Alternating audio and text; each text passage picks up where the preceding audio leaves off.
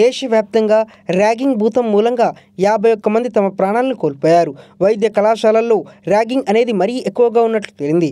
Society against violence in education అనే సంస్థ తాజాగా state of ragging in India 2022-24 పేరుతో ఒక నివేదికను విడుదల చేసింది.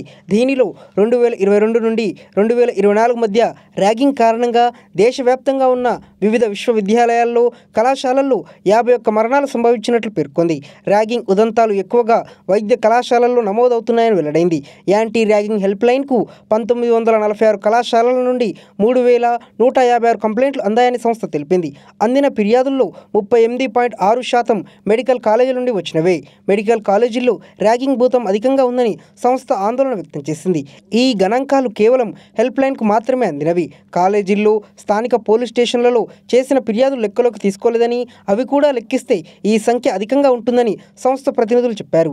ఈ నేపథ్యంలో కాలేజీల్లో యాంటీ ర్యాగింగ్ స్క్వాడ్ల ఏర్పాటు, హాస్టళ్లలో జరిగే ఘటనలపై దృష్టి పెట్టడం వంటి చర్యల మూలంగా ర్యాగింగ్ను తగ్గించవచ్చని సూచించారు. మరోవైపు రాజస్థాన్ కోటాలోని పోటీ పరీక్షల శిక్షణ కేంద్రాల ఒత్తిడి భరించలేక 2022-24 మధ్య కాలంలో ఏకంగా 57 మంది విద్యార్థులు ఆత్మహత్య చేసుకున్నట్లు నివేదికలో సంస్థ పేర్కొంది.